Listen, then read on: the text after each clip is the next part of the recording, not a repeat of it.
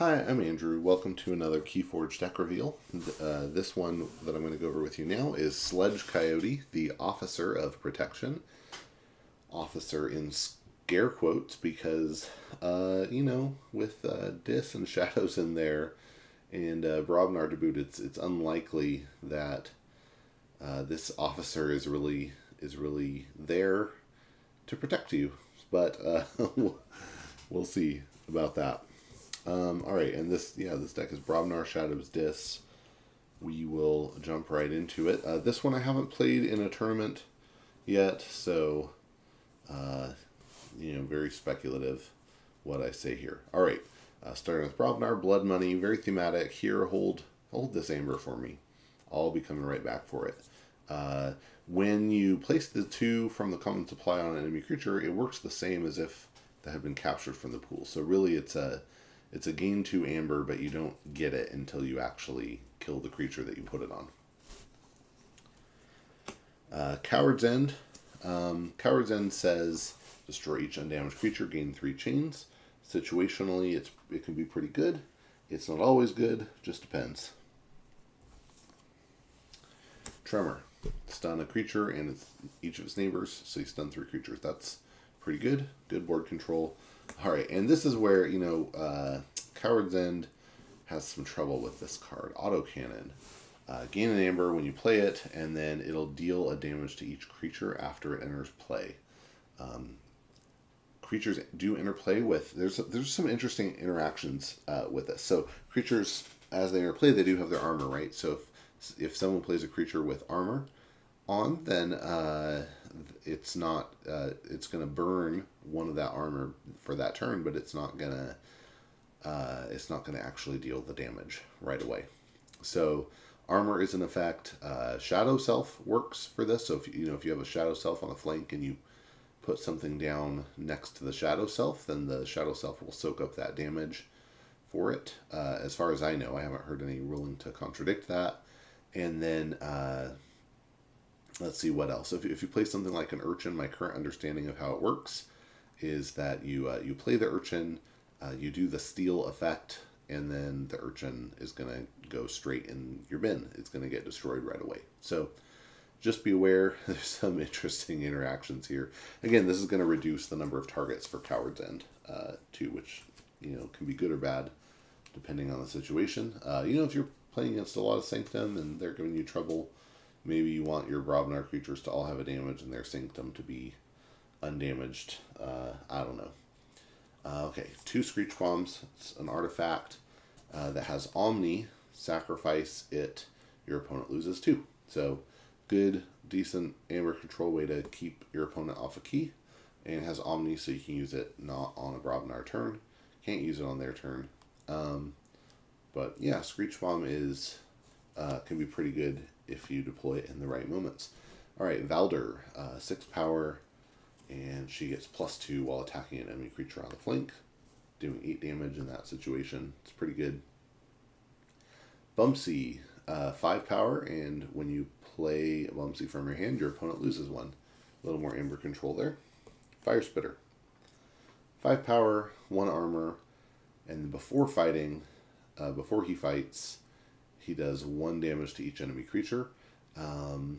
You can just wear away the board. Between this and autocannon, you have a chance of a lot of board wipes due to damage.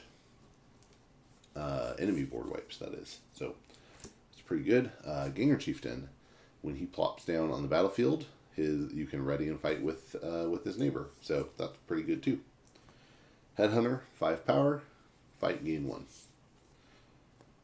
And Looter Goblin, gonna come out a little damaged with autocannon if you have that out, but Looter Goblin does have elusive, so he's somewhat likely to be able to stay on the board for a little while, and Looter Goblin can reap, and then for the remainder of the turn, you gain an amber each time an enemy creature is destroyed. Notice, is destroyed, doesn't say anything about it being in a fight, so pretty good. And somebody else I saw point out, this is basically the creature version of Loot the Bodies. But if you can have him out with some other Brobnar creatures, maybe, then you can get some good value out of him. I feel like I've had a lot of other Brobnar setups that he would have been better in, but hey, you do what you can. All right, now into Dis, and we'll start off with Arise, and this says choose a house and return each creature of that house from your discard pile to your hand. Gain a chain. I think the classic sort of power turn with Arise is to target your disc creatures, right? And you get all of them back in your hand, and you can then play them that turn. Sometimes it's going to make more sense to choose other things, but that's often a good choice. I have in this deck 6 Brobnar creatures, so there's a decent chance that's a better target too. You do gain that one chain. That goes away pretty fast. Fear, return an enemy creature to its owner's hand. I saw somebody else point out, the disparity between this and, which is it? There's Lights Out, which is shadows, gains you an amber, and returns 2 creatures to their opponent's hand. So, man, why in the world is fear? It's only 1. It doesn't give you an amber. Isn't that strictly worse? And I guess that's true, although I think in Dis you have a little more stuff that synergizes with that automatically. So I think there's maybe a little more opportunity for that to be higher value in Dis than it is in Shadows. But that's just me speculating on how the designers might have thought about it.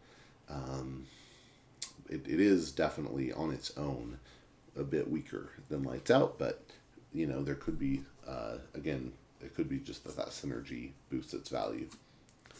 Tendrils of Pain. 1 amber, deal 1 to each creature. Deal an additional 3 if your opponent forged a key on their previous turn. Again, you're wiping the board. If you do that, you are wiping the board. So probably it's going to be pretty close if you do it on the turn after the key. And one damage to each creature is not bad, especially when you already did a bunch with your autocannon.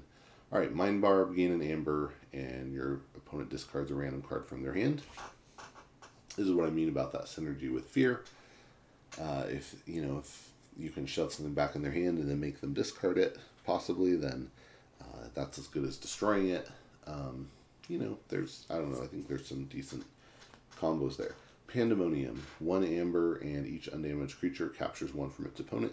To me, this feels, again, like just maybe some counter synergy with autocannon. If you have the autocannon out, you're doing that damage, and then Pandemonium is just not going to do much. Which you still get that amber. It's not crazy. It's just potentially not doing much.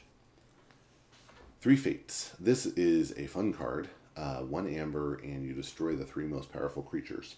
Now, in Brobnar we had some big creatures, but I think the biggest was 6 power, was Valder. So we don't have a lot of crazy high power creatures in this deck, and so more often than not, 3 Fates is going to be able to target opponent creatures. So that can be a pretty strong effect to just destroy the 3 best creatures.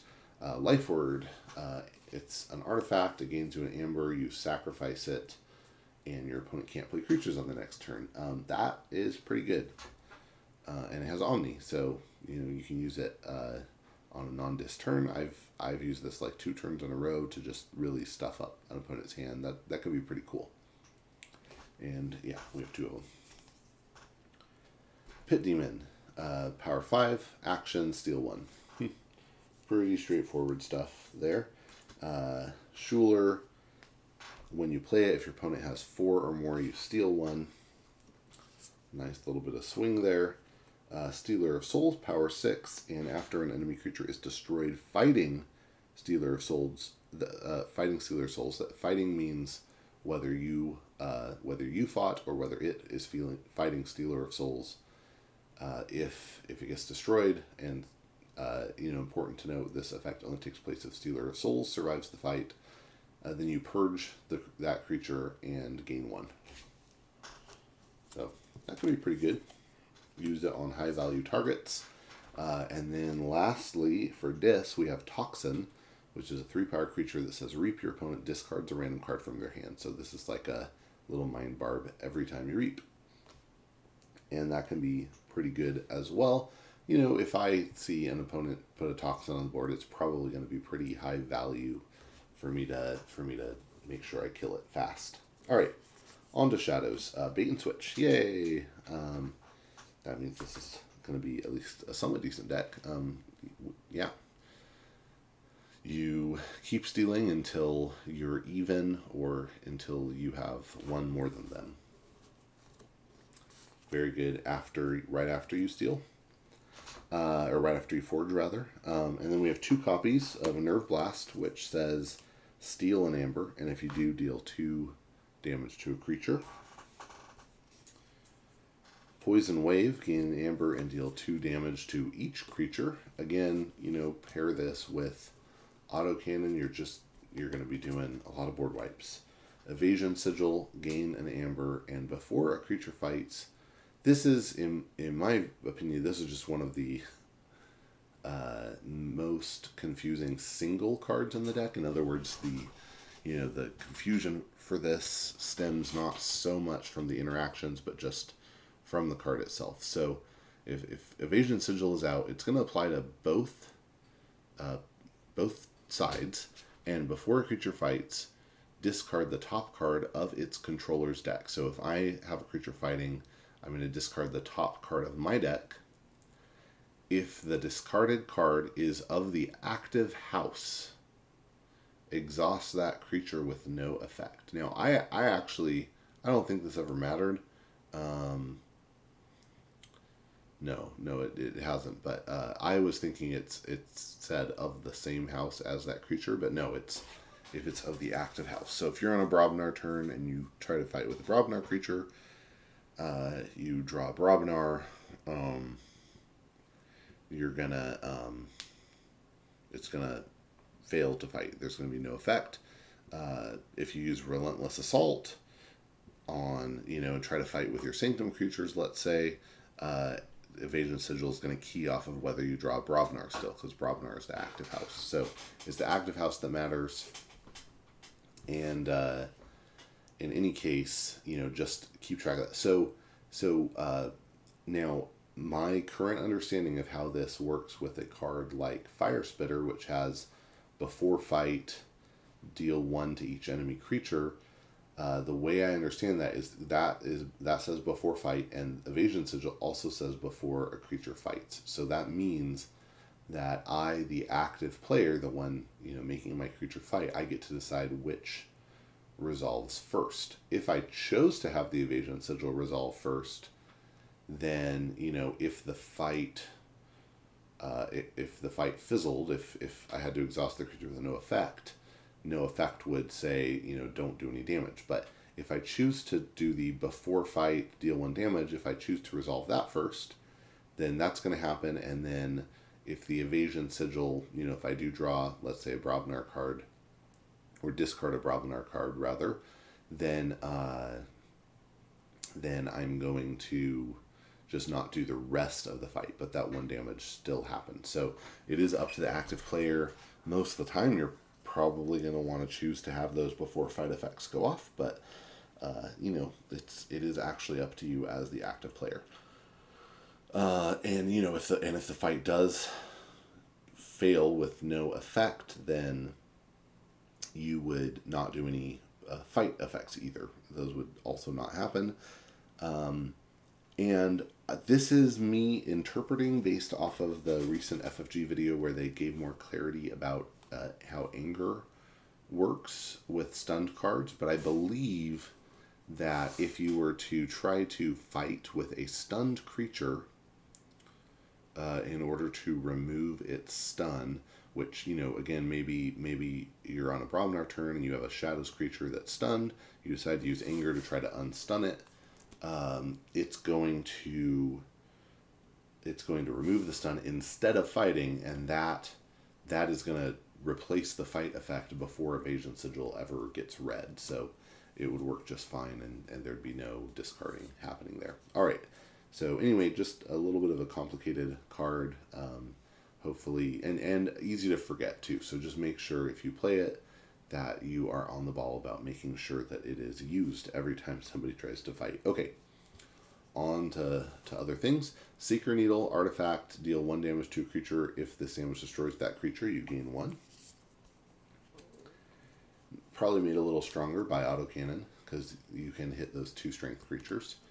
Skeleton Key, and we have 2 of those. Action, a friendly creature captures 1 amber. That's good. Good control, good for keeping your opponent off a key. Here's another way to keep your opponent off a key, Magda the Rat. So Magda the Rat is 4 power elusive. When you play Magda, steal 2, and when Magda leaves play, which could mean going back to your hand or to the discard pile or purge, anytime that it is no longer on the board, your opponent steals 2. The optimal case for this is that you play it and you steal 2 from your opponent, and either it never leaves the board, or or it leaves at a time when you don't have any amber, and so the steal doesn't work out.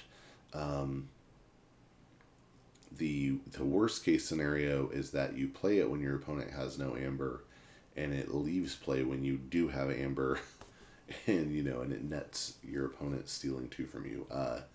So just you have to be careful when you play it. But it can be pretty good.